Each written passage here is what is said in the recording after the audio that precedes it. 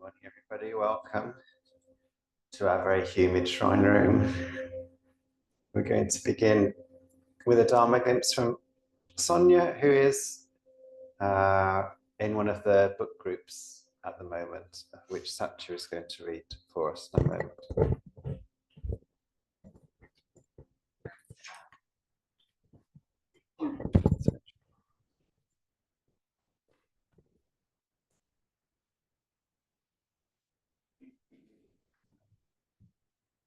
Dharma Glimpse by Sonia.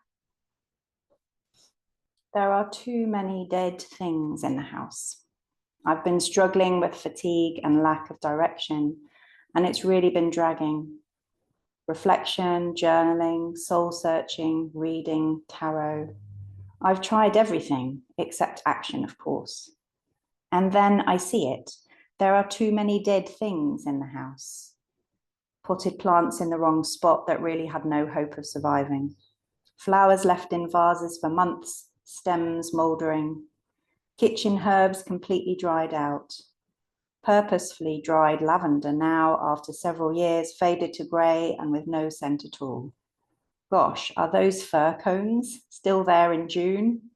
A wreath that I made with flowers I dried myself, still pretty but thick with cobwebs. I just hadn't seen how much of it there was. I start to clear it out, but it takes me weeks. Not because of the quantity, but because I'm struggling to part with all my dead things. In the last 10 years, I have lost, among other things, my career due to health and both my parents. It's interesting how much the absence of career looms large. Working in education had fulfilled a clear sense of purpose. Now I have nothing to pin my identity on. I know that I have trouble letting go. I wonder if letting go is so hard because I don't know what there is to fill the space yet. It means allowing uncertainty. And because dead, dry plants still make interesting shapes and I like them. It does feel better when all the dead material is gone. I get a new plant. I plan to get a few more. I can't wait to fill the space with living, breathing greenery.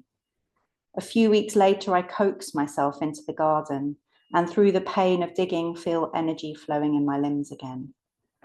I still don't have any answers to the big questions. I still don't have any direction, but I have started something, even if I can't work out exactly how it's related to larger losses.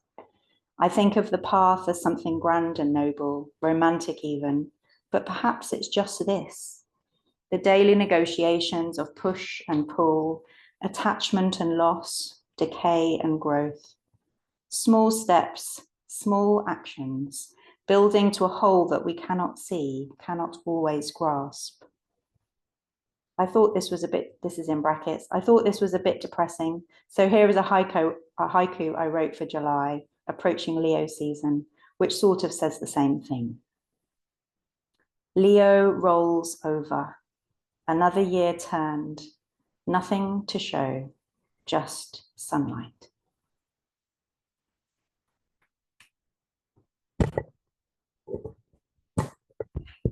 Thank you, Namo Mitabu.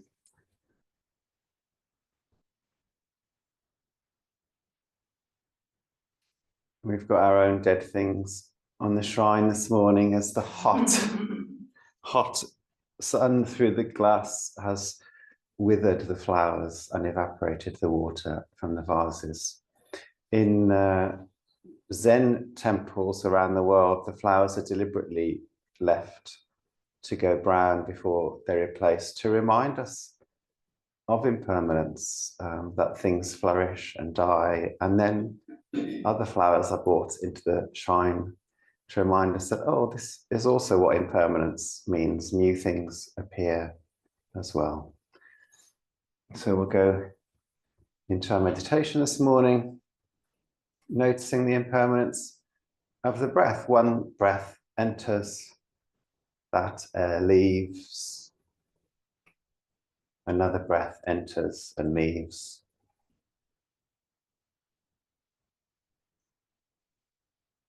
Always changing. And maybe finding a still point in the midst of all this change.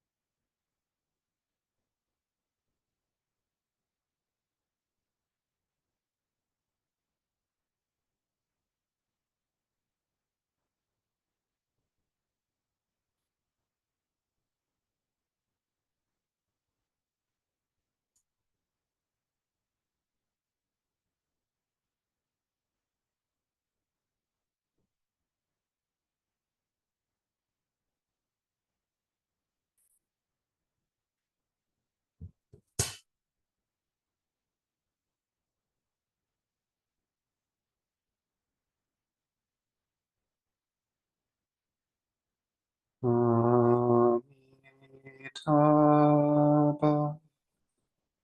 Amitabha.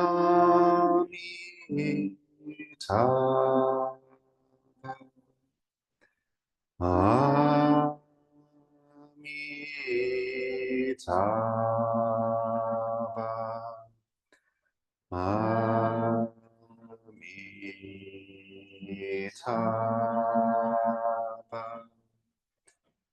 Amitabha.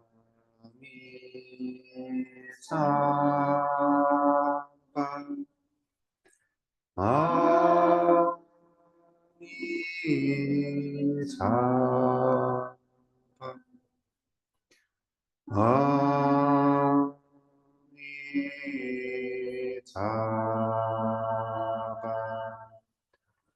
Amitabha.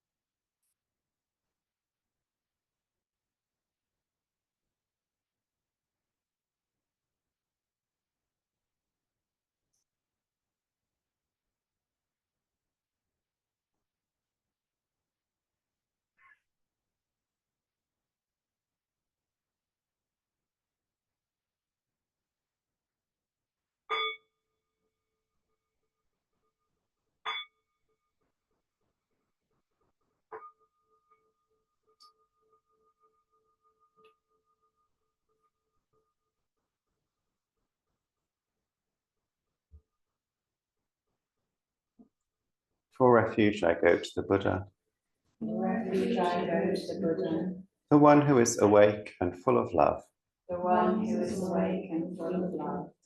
For refuge, I go to the Dharma, For refuge, I go to the Dharma, all that guides us to wisdom and compassion. all that guides us to wisdom and compassion. Namo Dhammaya. Namo Dhammaya.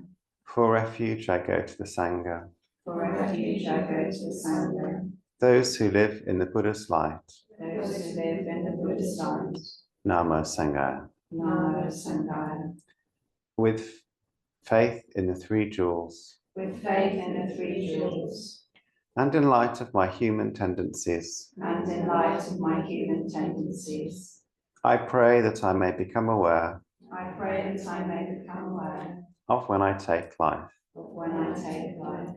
I pray that I may become aware I pray that I may become aware of when I take what is not freely given. of when I take what is not freely given. I pray that I may become aware I pray that I may become aware of when I fall into sexual misconduct. of when I fall into sexual misconduct. I pray that I may become aware I pray that I may become aware of when I fall into wrong speech. of when I fall into wrong speech. I pray that I may become aware I pray that I may become aware of when I become intoxicated. of when I become intoxicated. No blame. No blame, Be kind. be kind, Love everything. love everything.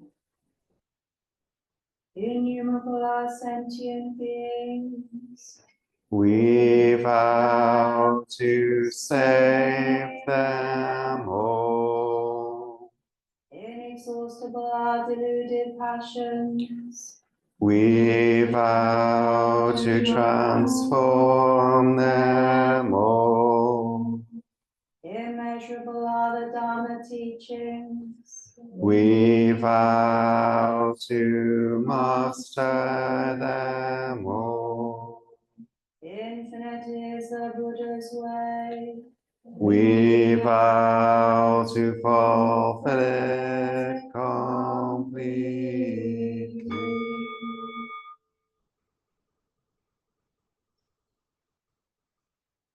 Allow me to know.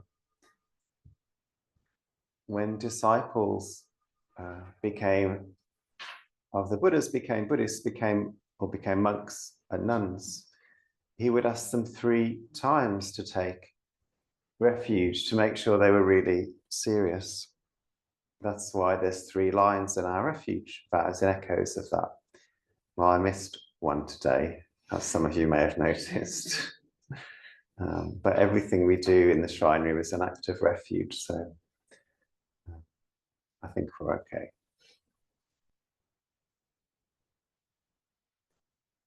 My mind's been turning back to the life story of Shakyamuni Buddha, the founder of our tradition 2,500 years ago.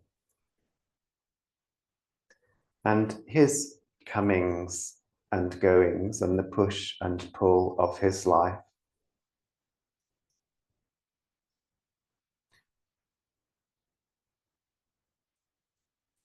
The sort of myth of the Buddha's story is that he grew up insulated from suffering. He never had to experience the travails of life that the rest of us do. His mother died in childbirth. And then he was taken up by his father, the king. I mean, it wasn't really a monarchy in the way that we understand monarchies in Europe, but the leader of quite a large community. And his stepmother, one of the king's other wives, and protected from suffering, given all the best things, all the best teachers, learnt bow and arrow, surrounded by beautiful people. Sick people were whisked away, so he never had to be around sickness or ill health, and was given the best care and doctors himself. Partly out of a fear of his father. When the Buddha was born, his father invited a load of fortune tellers to come and predict the life of the Buddha, and most of them said, oh, he's going to go on to become a great king like you, in fact, even greater than you. A wheel-turning monarch, which is like a king that changes history, that turns the wheel of history. But one of the fortune tellers said, could be a king, could also turn out to be a great spiritual leader. And the king, his father, was like, oh, I don't think we want that. That doesn't sound like what I want for my son. So I'm going to keep him away from anything that might derail the plan for him to become this wheel-turning monarch. And although I said it's not like a Western royal family, you can imagine if the heir to the throne said, if Prince William said to King Charles, maybe not with these personalities, Charles is quite spiritual, right? But but if there were no other heirs, let's say, which was true for the Buddha, said, oh, you know what, I don't think I do want to become king. You can imagine that would send a ripple through the institution of the firm as the royal family is known, and that they would do everything they could to get that back on track. But clearly in the Buddha's case, that didn't work, because he did go on to become a great spiritual leader. As a young man, with his own child and wife, he started to become disillusioned with home life and snuck out in the night to go into the world and saw these 4 sights: the sick person, the old person, and a dead body. And suddenly is confronted with suffering and impermanence in a way that just wasn't true before, or maybe it landed in a way that it hadn't landed before, and really was quite shaken by this. It started the old cogs turning.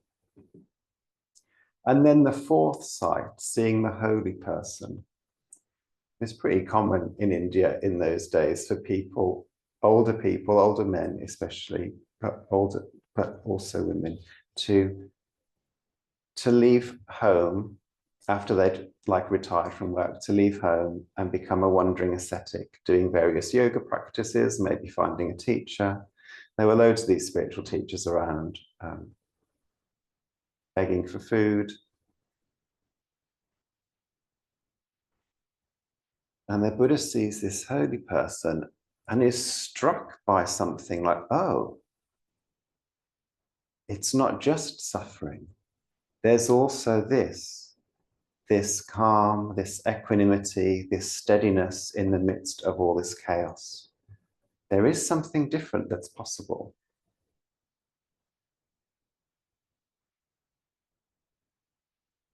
And then he went home and maybe tried not to think about it too much, because it would be a big change, right? But it said he woke up in the night surrounded by courtesans,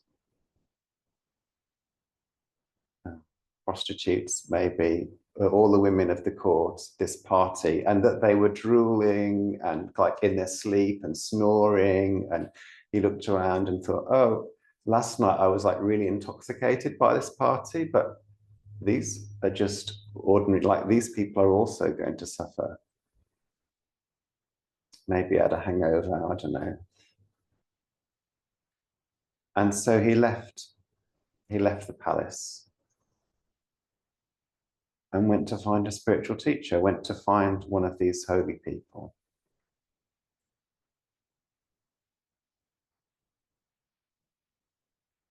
And he spent time with a few different spiritual teachers, learning different things, always feeling like, oh, you've taught me a lot, but there's something else. So I'll go to another teacher, and eventually ending up on his own, practicing quite severely, fasting. That didn't work. He fainted because he hadn't been eating enough. Was revived by the care of this working class woman, Sujata, and then boosted by that act of compassion, sat under the Bodhi tree meditating, and as the morning star came in the sky the next morning, suddenly was enlightened.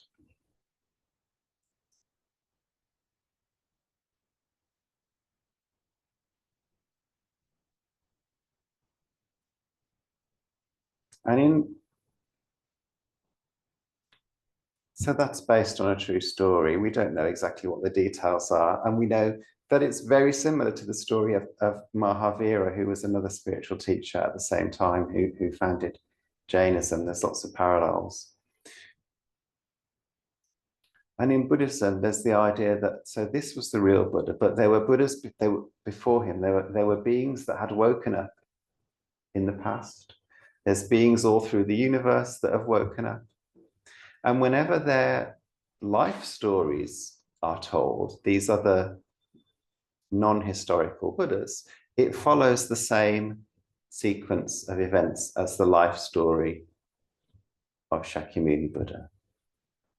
They live a kind of an easy life. They encounter some suffering, which inspires them to try and figure something out. They find a spiritual teacher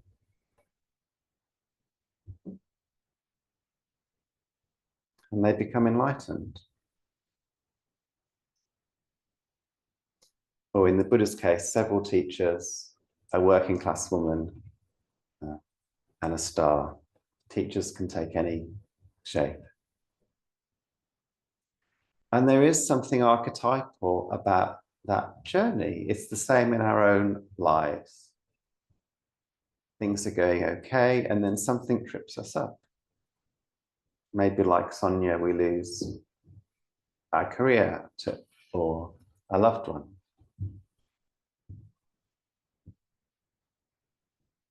We get a bit lost. And then something from the outside, we notice something in the world, we notice somebody else, we realize, oh, it's not just suffering. And we follow that thread, and it brings us to teachers in all different shapes and forms. These days, you know, we've got books, we've got talks online, and slowly that draws us to awakening, which is realizing the compassionate heart at the center of all living things.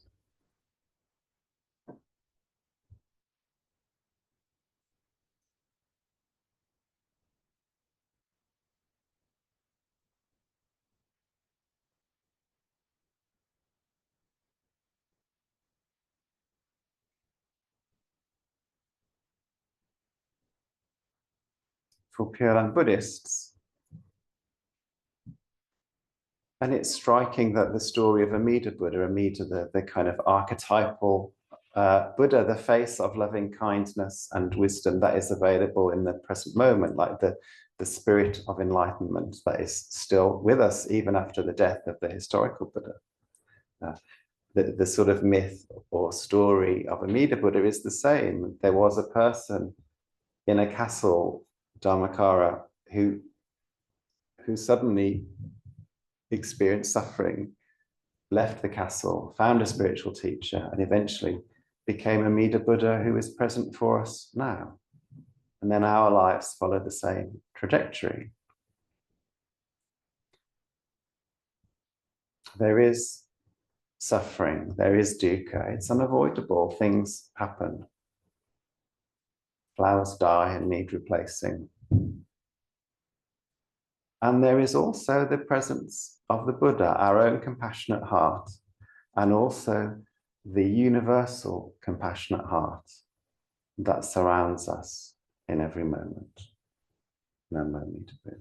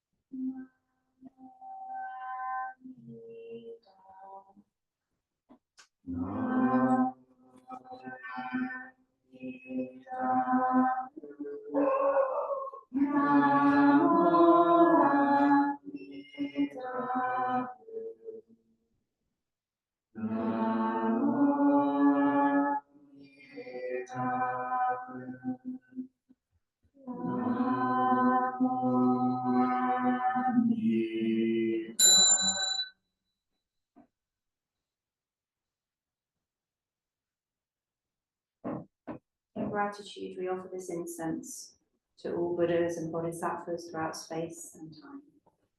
May it be fragrant as earth herself, reflecting our careful efforts, our wholehearted mindfulness, and the fruits of understanding slowly ripening. May we in all beings be companions of Buddhas and Bodhisattvas. May we awaken from forgetfulness and realize our true home.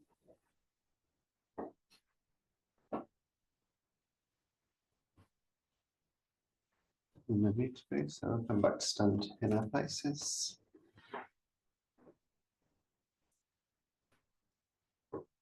When Satya rings a bell, we'll bow to each other. So just first to one side and then the other.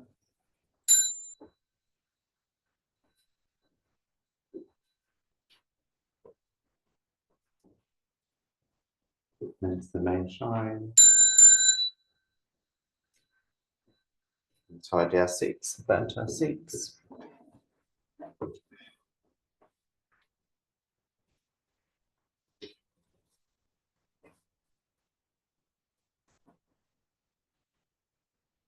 Thanks for joining us for practice this morning. Just a reminder, the donation bowl is in the hallway. If you come to practice regularly or semi-regularly, or even if you never come at all, what we really like is if people set up a direct debit, which you could do through the website. You can also add gift aid onto that if you want, and then it's much easier for us to budget things and know where we are, because we can sort of see what's coming in. And with a 200-year-old building, unfortunately there are always things that need paying for.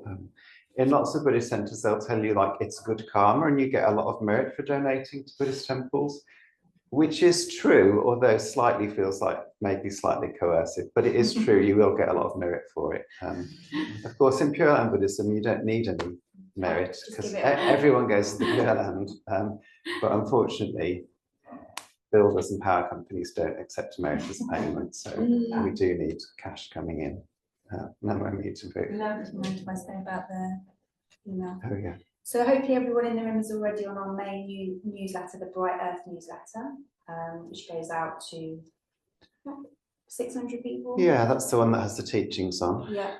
We also have a Google group for people that live in Malvern and want to know about what's happening locally. So if you're not on that and you'd like to be on it, let Kaspa know. I've got a meeting there. Okay. Let Kaspa know or email us. And there's also a WhatsApp group. So if you're not on that and you'd like to be, then let Kaspa know. Yeah, Rob, if you want to join the And WhatsApp loop, Yeah. let me know and I can add you as well. And my meet to be. So finish with the closing verse. Blessed by Amitabha's light, may we care for all living things and the holy earth. A moment.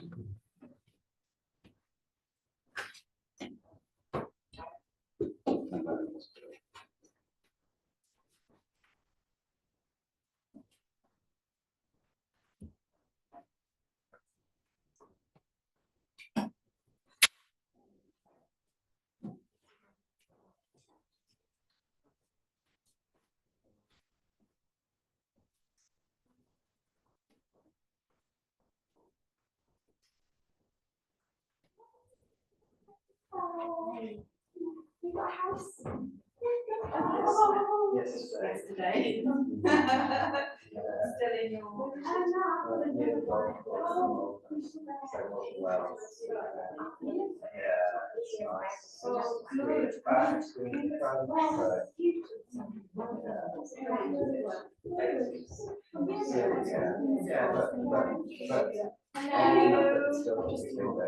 Oh, thank you.